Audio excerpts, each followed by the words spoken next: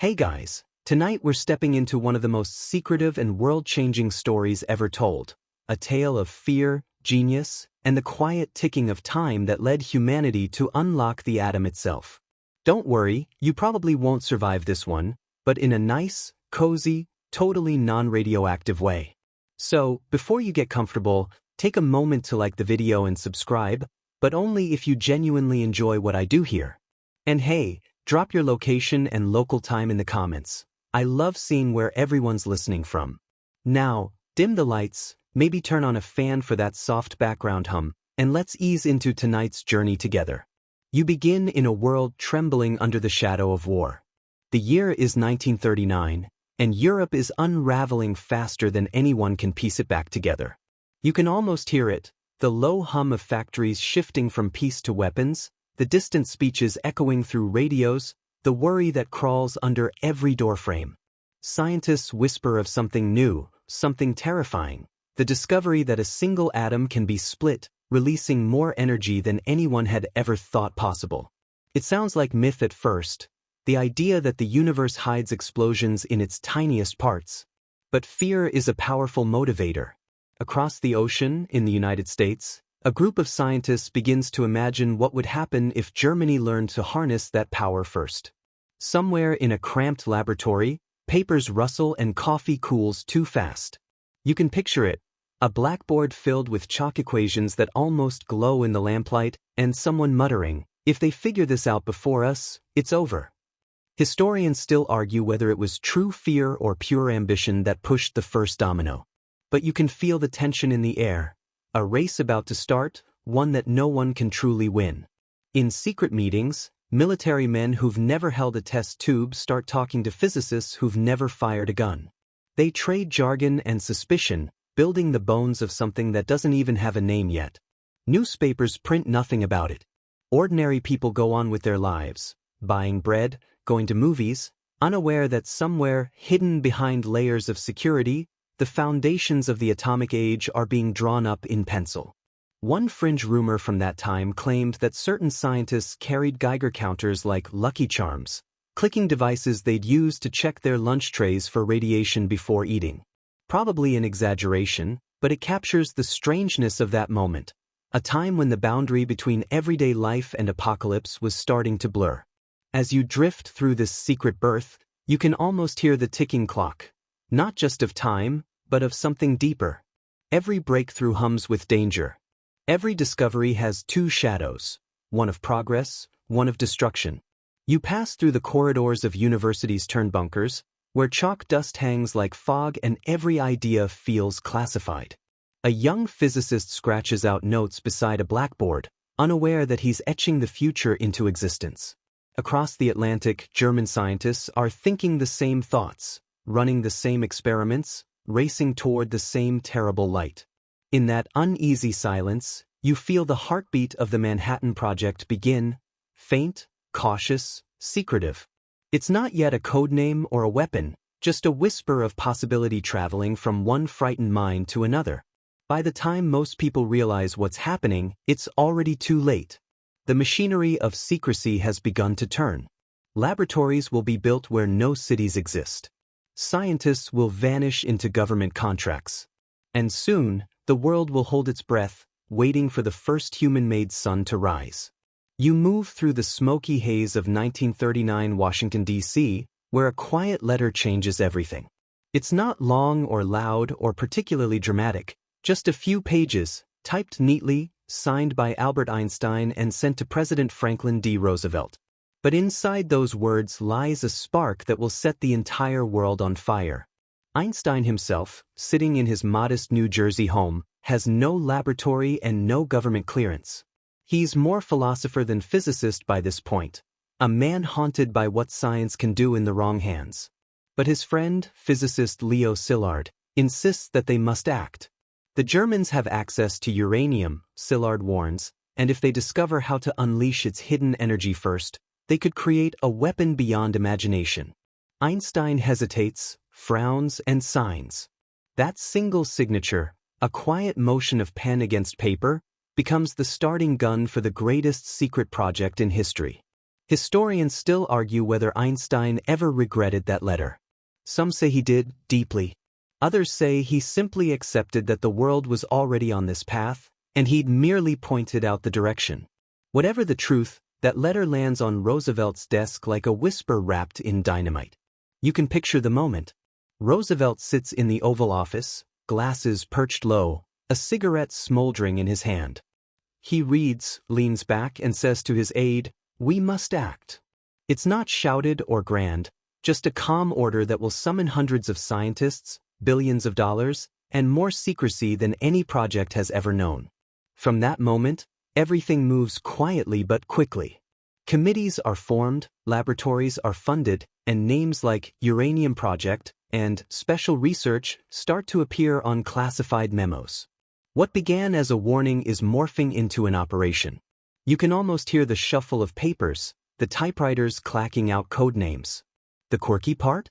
Einstein himself is never invited to join. Despite being the intellectual father of equals mc squared, he's considered a security risk, too outspoken, too political, too unpredictable. The government thanks him politely and locks the door behind him. Somewhere out there, the man whose equation made the bomb possible sits by his window, reading newspapers, unaware that his letter has already launched an invisible army. Meanwhile, in universities across America, physicists who once studied starlight and quantum puzzles find themselves summoned into rooms with men in uniforms. "You've been selected," someone says. "Your work is now classified." Overnight, normal scientific life dissolves. Chalkboards are wiped clean before janitors enter, mail is censored, and suddenly, everything has a code name. You follow the trail, from Columbia University's basement, where Szilard and Enrico Fermi tinker with piles of uranium and graphite, to Chicago, where the first nuclear reactor will someday hum to life beneath a football field. It's strange to imagine that the dawn of the atomic age begins not in some gleaming lab, but under bleachers, surrounded by dust and bleary-eyed graduate students. Historians love to debate which moment truly marked the beginning of the Manhattan Project. Was it Einstein's letter? Roosevelt's approval? Or the day the first atom split under controlled conditions? You can pick whichever answer helps you sleep better, though, honestly, none of them should. Somewhere inside this swirl of secrecy, you sense something else forming. The realization that humanity has crossed a line. The scientists working on these early experiments talk about critical mass and chain reactions, but those terms apply just as easily to people, ideas, and fear itself. Once the reaction begins, it feeds itself, unstoppable. And so, from a single envelope hand-delivered to the White House, the chain reaction begins, not of neutrons, but of decisions, ambitions, and whispered promises. It moves outward, quiet but relentless, shaping a hidden network that soon spreads across the entire country. By the time the letter's paper yellows with age, its words have already rewritten the future. And as you sit with that thought, you realize, sometimes history doesn't explode. Sometimes it just begins to hum. You travel now to places that don't technically exist. On paper, they're empty wilderness, patches of desert, swamps, and farmland. But behind fences and under code names, they're becoming the most secret cities in the world. Welcome to Oak Ridge, Tennessee, Hanford, Washington, and Los Alamos, New Mexico, 3 dots on a hidden map that together form the nervous system of the Manhattan Project. You arrive first in Oak Ridge. The morning fog rolls through the Appalachian foothills, soft and silver, but nothing about this place is natural anymore. Bulldozers growl, trains unload crates marked with cryptic labels, and thousands of workers stream in under armed watch. They don't know what they're building, most of them never will. They just punch their time cards and follow instructions. "Handle with care" is written on everything, even conversations. Historians still argue whether Oak Ridge's secrecy was born from necessity or paranoia. Either way it works. The town balloons overnight from a few hundred to over 75,000 people, yet maps show nothing. Mail is censored. Addresses are code numbers. Families live behind barbed wire, surrounded by guards who smile but never answer questions.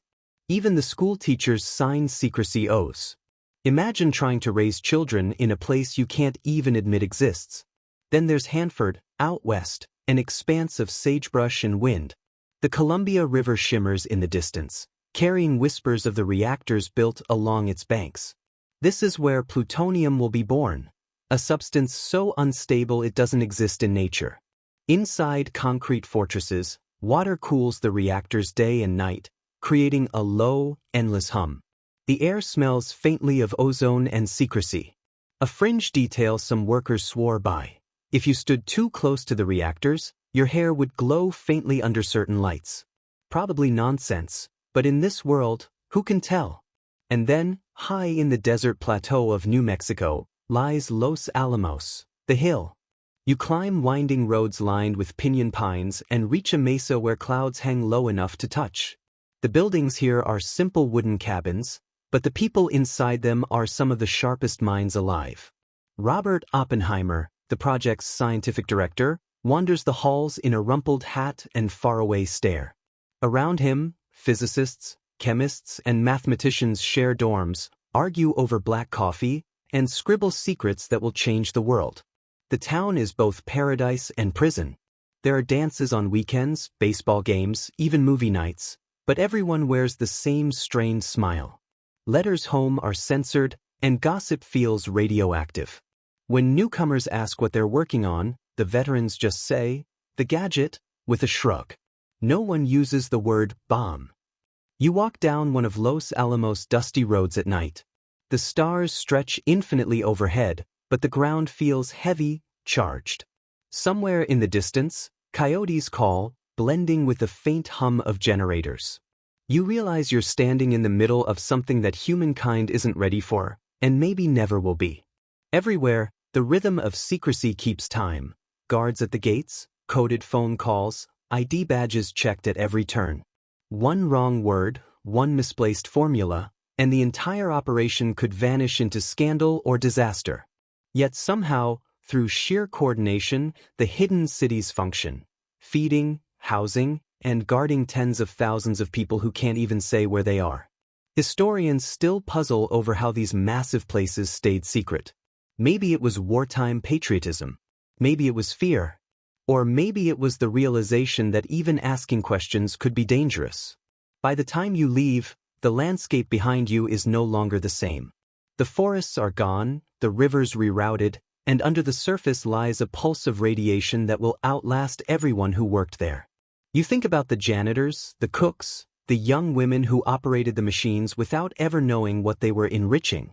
Their hands shaped history, even if their names were erased from it. As the desert wind rises, you glance back one last time. The lights of the hidden cities blink faintly in the darkness, like constellations that only a few ever saw, and even fewer understood. You move deeper into the heart of Los Alamos, where the air buzzes not with cicadas or power lines, but with equations. Every chalkboard is a battlefield of symbols. Every notebook a whisper of creation and catastrophe. And in the middle of it all walks Robert Oppenheimer, the brilliant, haunted conductor of this atomic orchestra. You see him pacing the dusty road between lab buildings, cigarette in hand, hat tilted against the New Mexico sun. He quotes poetry to himself, Sanskrit, mostly, and stares out toward the desert as if waiting for an answer. The scientists around him call him Oppie. To them, he's both inspiring and unsettling, the man who makes them believe they can split the atom, and the man who reminds them what that might mean. Historians still argue whether Oppenheimer was a visionary or a tragic pawn. Some say he was the conscience of the Manhattan Project, others that he ignored his own warnings until it was too late. Either way, you can feel the tension tightening around him, like the air before a thunderstorm. By day, he's tireless, darting from lab to lab, solving problems faster than his assistants can write them down. By night, he grows quiet, staring at the stars above the mesa. He once said he felt like he was watching the universe unravel itself in slow motion. You imagine him standing there, wind whipping at his coat, the distant hum of generators echoing through the hills, a man simultaneously proud and terrified of what he's building. The quirky thing about Oppenheimer? Despite being the head of the world's most classified military project, he'd hold cocktail parties at his house. Scientists, engineers, even a few army officers would gather around, drinking cheap wine and debating quantum theory while someone played piano. But in between the laughter, you'd notice the haunted silence, the way people lowered their voices when talk brushed too close to the gadget. You wander through the lab with him. The rooms are cramped, crowded with instruments that look half-assembled, half-dreamed. Technicians tinker with circuits. Mathematicians scrawl endless rows of probabilities on butcher paper. Every discovery is met with cheers, then uneasy glances, because each equation brings them closer to an explosion they can't truly comprehend. One afternoon, you overhear an argument. Two scientists, their faces red, shouting about yield, how big, how destructive. It's not a question of if it will work, one says, it's a question of what it will destroy. Their voices fade as Oppenheimer steps in, calm but firm. He tells them to focus. We're not here to debate morality, he says softly. We're here to finish the job. But late at night, when the desert grows cold, he doesn't sound so sure. He keeps a copy of the Bhagavad Gita on his nightstand. The words loop in his mind. Now I am become death, the destroyer of worlds. He hasn't said it yet, not aloud, but the thought already lingers, like static in the air. Historians still debate how much the scientists truly understood what they were building. Some claimed they couldn't imagine the bomb actually being used. Others admitted they knew exactly what they were doing, they just didn't know how to stop. You can sense that divide every time someone looks up from a blackboard, realizing their math might someday vaporize a city. In moments of quiet, you notice small things, the desert wind slipping through the cracks, the soft tapping of typewriter keys, the faint hum of machines distilling uranium in the distance.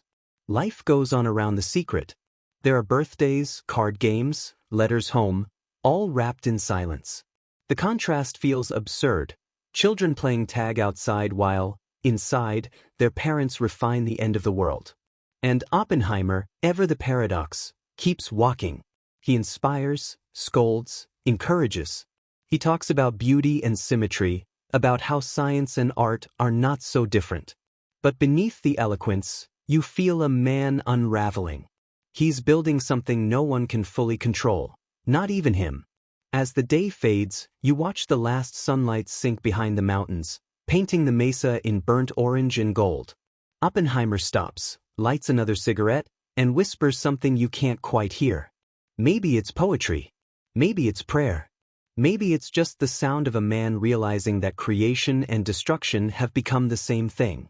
You step inside the laboratory at Los Alamos, and the air feels electric, not metaphorically, but literally. Static crackles on metal railings, test wires hum softly, and the faint scent of ozone lingers like an invisible warning. This is where science becomes sorcery. The door shuts behind you, muffling the outside world, and suddenly all that exists are equations, instruments, and the faint awareness that no one truly understands what they're summoning. At the center of the chaos stands a table with neat rows of uranium-235 samples, dull, silvery chunks that look harmless enough to mistake for scrap metal. Yet within them sleeps more power than the sun itself.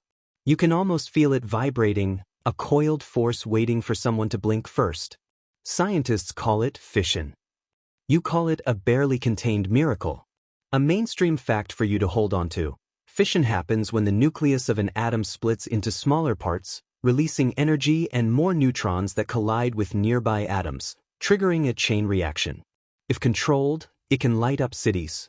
If not, it can erase them. You watch as Enrico Fermi, his sleeves rolled up, demonstrates the math on a blackboard smeared with chalk dust. His handwriting is fast and sharp, like he's racing against time itself. Behind him, someone runs calculations on a mechanical adding machine, the gears clacking like distant gunfire. The scientists murmur about critical mass, the exact point where fission sustains itself.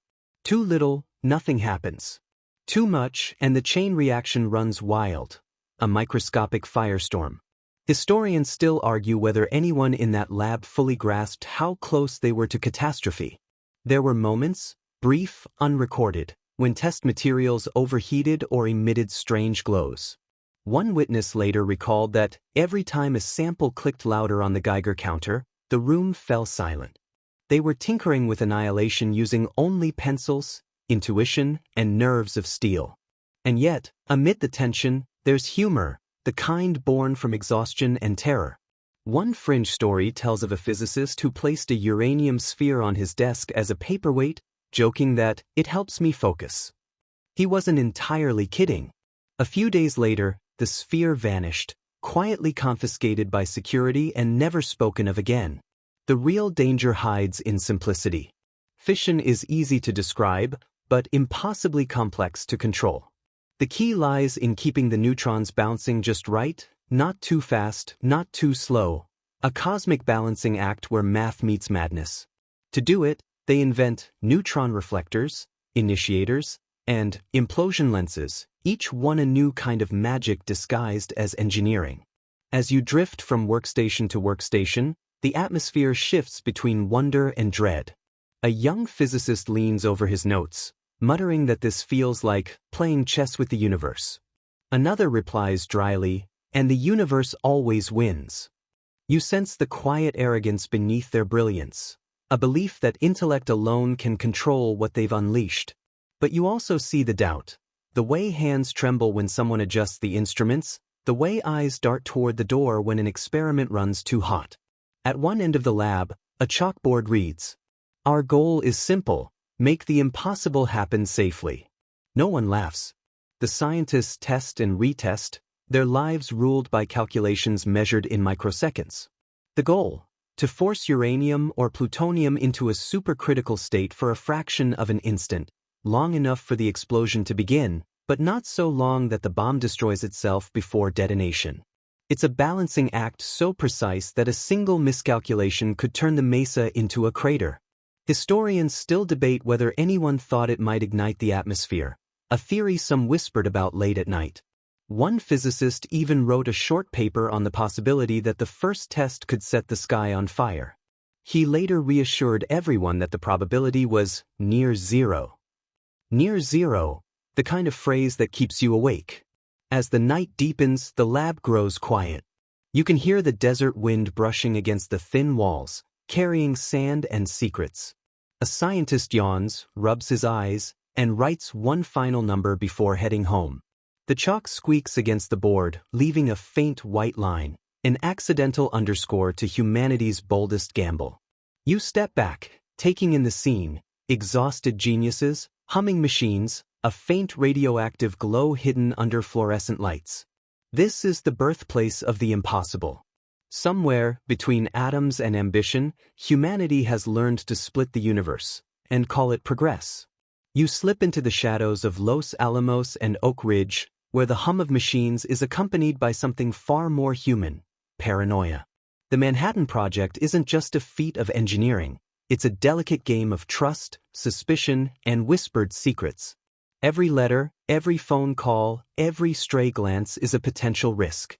Even your shadow might be listening. Security is everywhere. Guards patrol roads with rifles slung over their shoulders. Identification badges are checked repeatedly. Workers who've been living in secrecy for months still pass each other in hallways with guarded eyes, unwilling to share anything beyond surface-level conversation. Historians still argue about whether this level of surveillance was necessary or whether it fostered a culture of fear that lingered far beyond the war.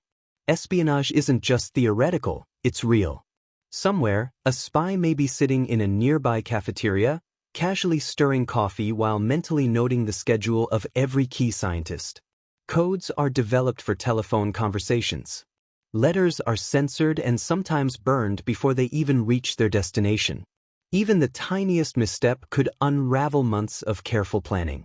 You watch a lab assistant carefully seal a stack of classified papers in a metal box, then carry it across campus, alert to every sound. Rumor has it that one night, a young chemist hid blueprints in a piano, only to have the facility director tap out a rhythm on the keys, claiming, "Music is safer than paper." Odd, maybe, but somehow it works. A quirky reminder that secrecy breeds creativity. In parallel, intelligence officers across the country are racing to catch any potential leaks. Manhattan Project spies existed, some motivated by ideology, others by greed. Each report or tip could set off an internal investigation. You imagine rooms of officers hunched over typewriters, ciphers spread across tables, and maps dotted with red pins, tracing invisible hands moving through a world unaware of their own fragility. One mainstream fact. Klaus Fuchs, a German-born physicist working at Los Alamos, secretly passed key information to the Soviet Union. The revelation wouldn't come until years later, but in those desert nights, paranoia was already palpable. The scientists didn't know which colleague could be watching them, which lunch companion could be a courier of secrets. You notice subtle routines designed to keep everyone honest.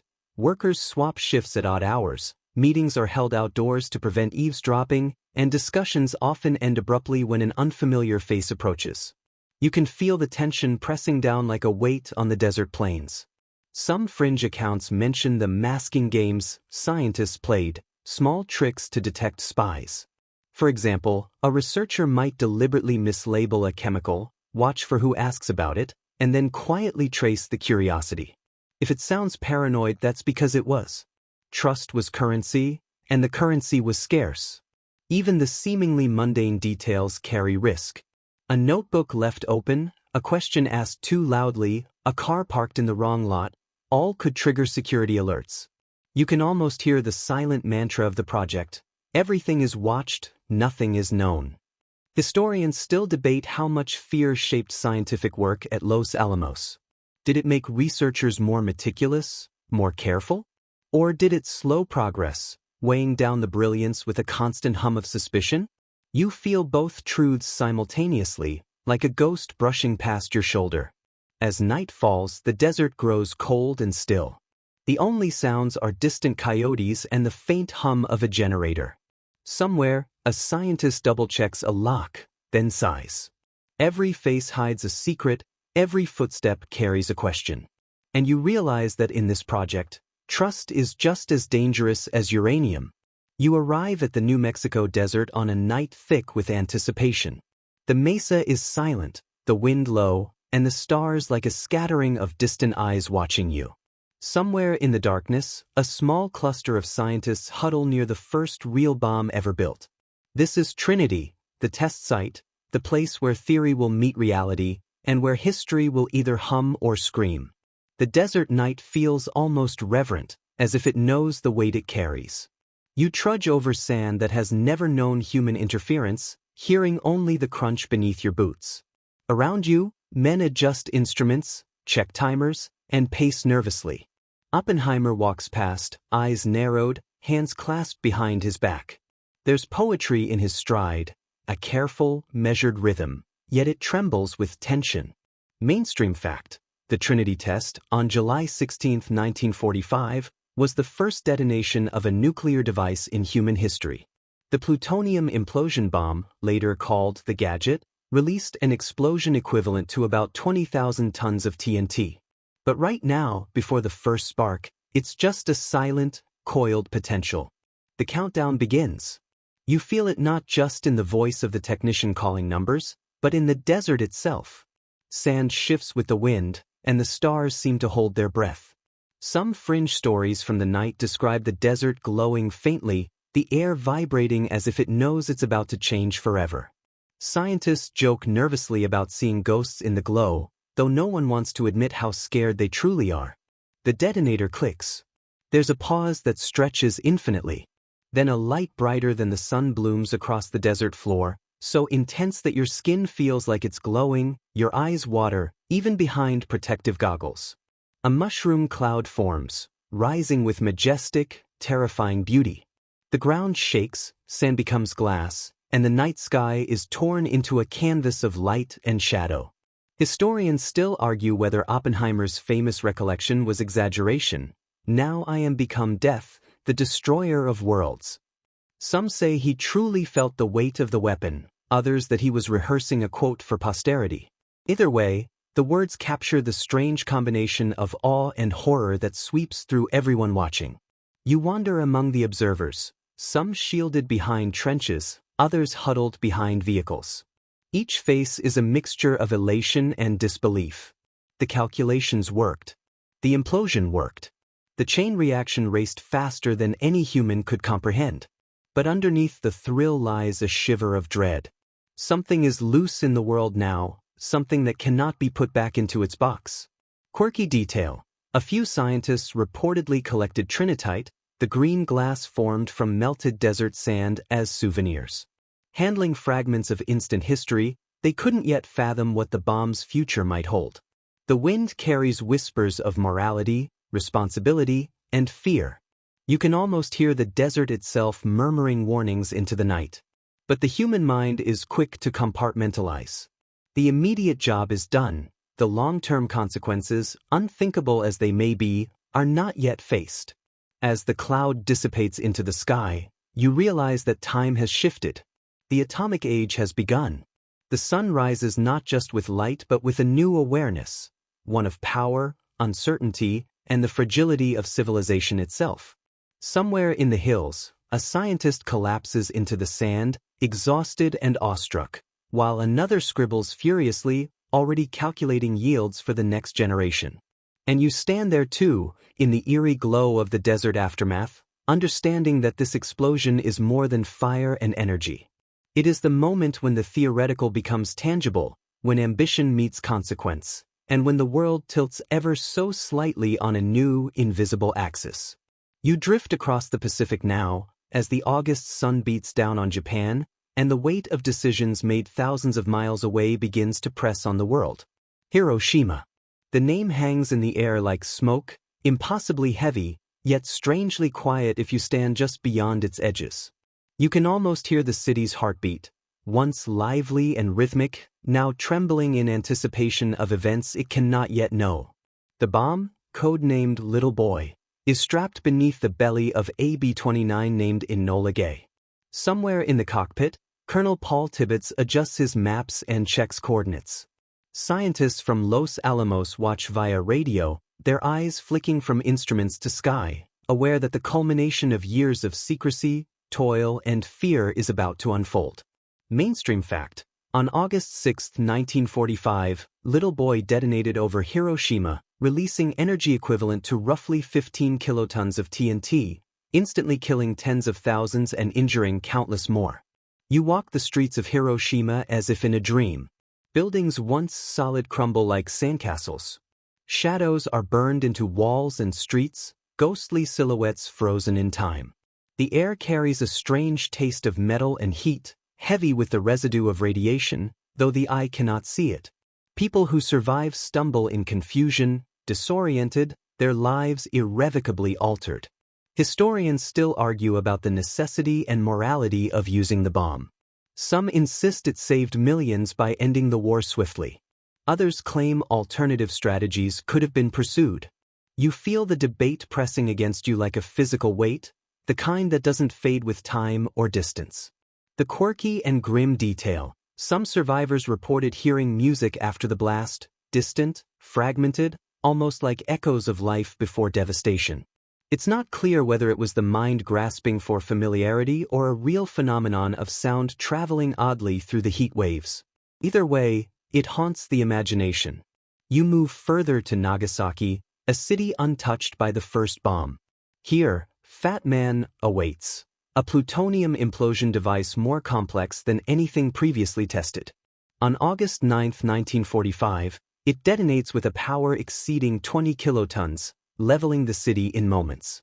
You imagine clouds of smoke curling above, people fleeing, buildings shivering and collapsing. The weight of destruction is almost tangible in the wind, carrying heat, dust, and silence.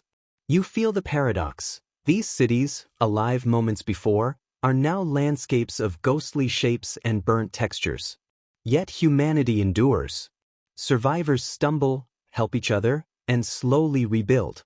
Somewhere, children will grow, knowing only fragments of the world that existed before.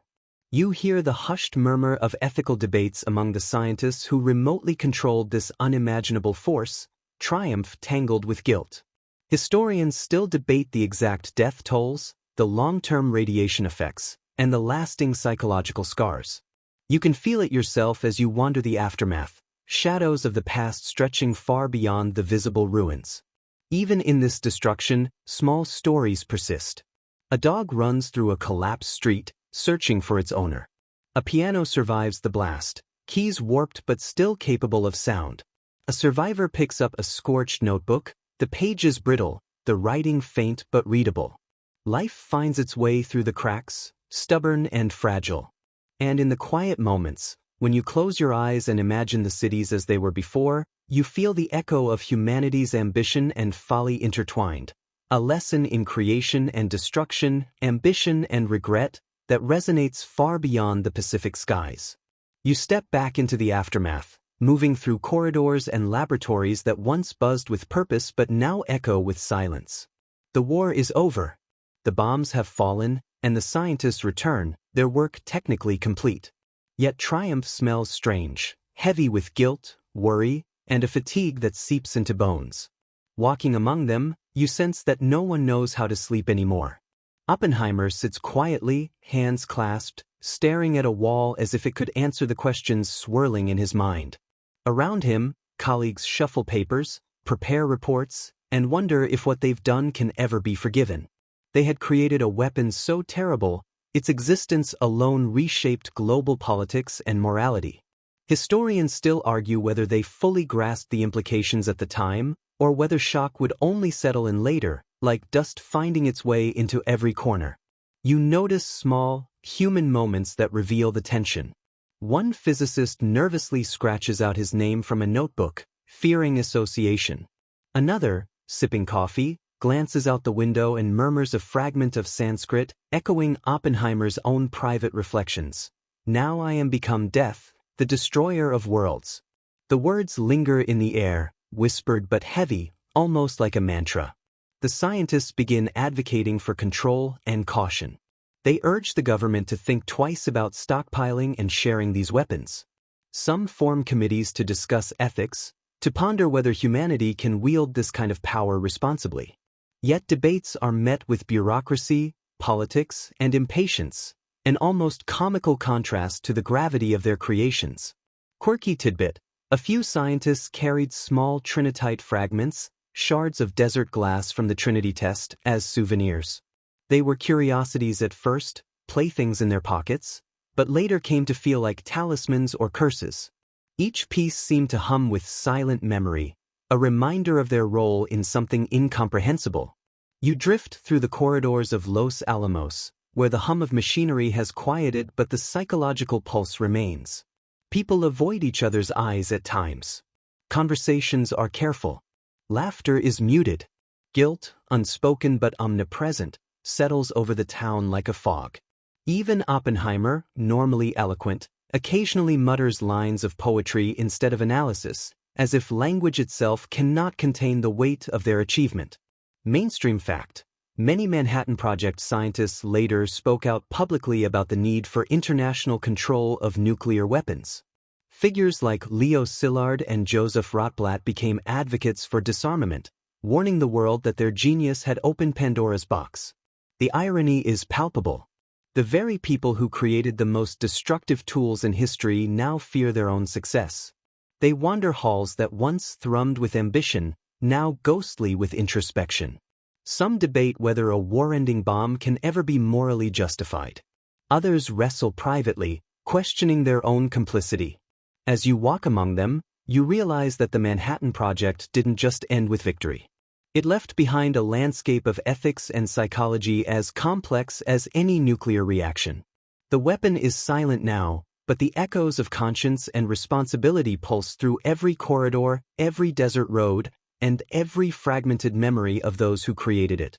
And you feel it too, a strange mixture of pride and sorrow, the weight of knowledge that cannot be unseen, the quiet ache of minds that now know too much about the fragility of life and the power of human ambition.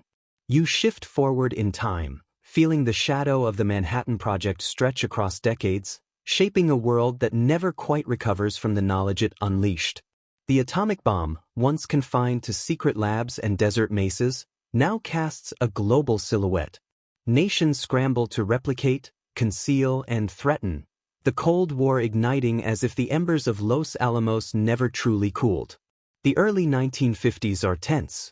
You can picture spies darting through Berlin streets, diplomats whispering across polished floors, and scientists cautiously collaborating while fearing that a single slip could trigger catastrophe.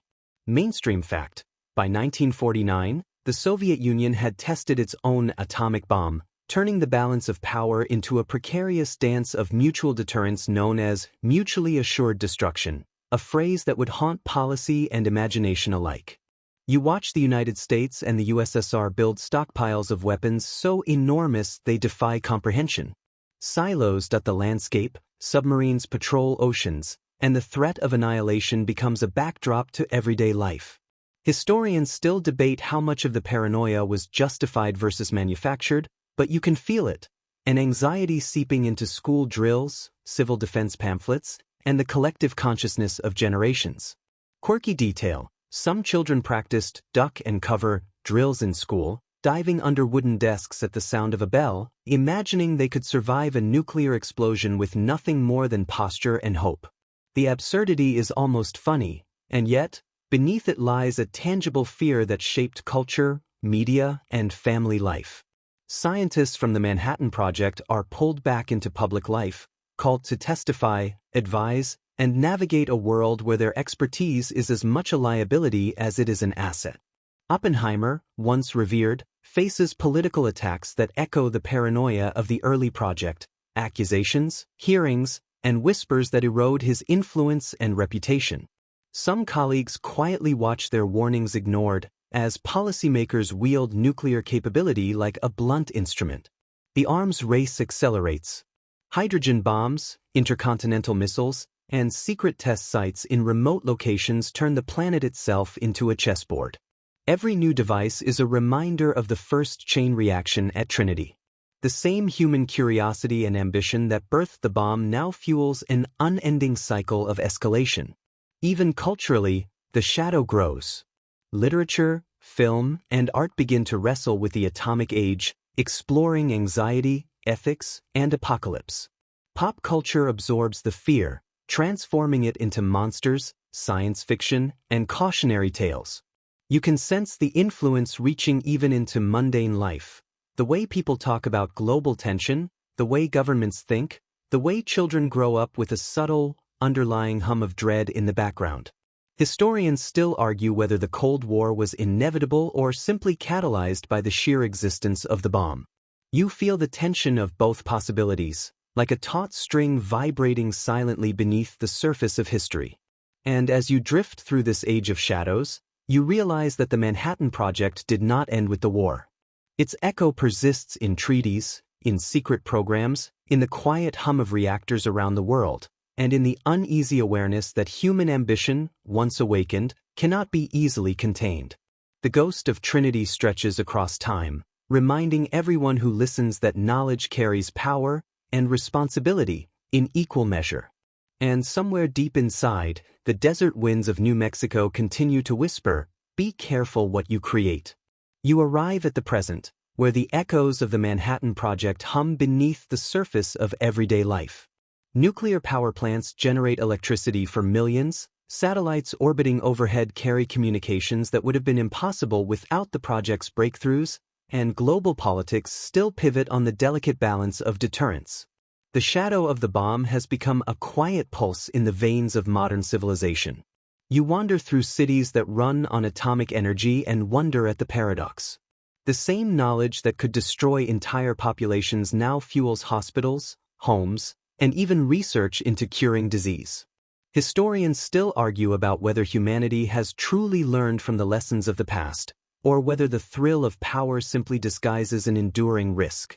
You can feel both realities pressing against you simultaneously, a hum you can't quite silence. Everywhere you look, reminders linger. Memorials stand in Hiroshima and Nagasaki, scarred and solemn, commemorating those who vanished in a flash of light. Trinitite, the green glass of the first test, sits in museums, tiny artifacts of a night when humans first toyed with the sun. And yet, ordinary life continues around these reminders, as if the world can hold both terror and normalcy in the same breath. Quirky detail: some enthusiasts still recreate miniature Trinity tests, using sandbox experiments with chemical reactions, harmless, but a strange echo of that moment in history. It's a peculiar mix of curiosity, reverence, and an almost childlike desire to understand forces too vast for one person to control. In your own mind, you trace the connections, how the scientists' ambition, secrecy, and fear shaped decades of politics, culture, and technology.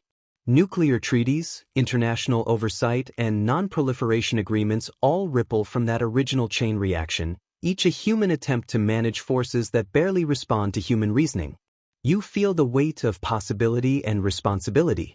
The world has changed forever, not just because of the bombs dropped, but because of what humans discovered about themselves. The atomic age reveals that our intellect can create unimaginable tools, and that those tools demand vigilance, humility, and a conscience willing to ask difficult questions. As you drift through modern cities, rural landscapes, and quiet laboratories, you realize the Manhattan Project lives in subtle ways everywhere.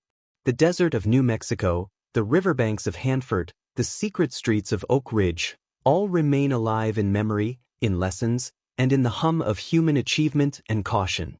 This is a story without a true ending. The atomic age continues to shape how nations interact, how scientists experiment, and how everyday people perceive the fragile world around them. And yet, even in its shadows, there is progress, curiosity, and the enduring pulse of life, a reminder that every choice, every invention carries weight, but also the potential for hope. You sink deeper into calm now, letting the weight of history soften like a slow, fading tide. The desert winds of New Mexico, once sharp with tension, now feel gentle against your skin. You drift along streets, rivers, and mesas in your mind, noticing the smallest details, the shimmer of sand, the hum of distant machinery, the whisper of leaves in a quiet breeze. Time stretches, slow and unhurried, like a sigh that carries everything with it. You imagine the scientists long gone, their brilliance and doubt now fading into the landscape. Their footsteps, once hurried and purposeful, have become whispers in the desert. You hear the faint echo of chalk on blackboards, the click of instruments, and the soft murmur of thoughts too heavy for speech. Each echo reminds you of human ambition and the weight it carries, yet also of resilience, curiosity, and the quiet capacity for reflection. Cities rebuilt from devastation, the green glass of Trinitite, the faint shadows in Hiroshima and Nagasaki, all these linger like gentle reminders. You picture them softening in the distance, becoming part of a calm memory rather than a sharp scar. The world hums softly, powered by knowledge that once threatened everything, now balanced with care, caution, and hope.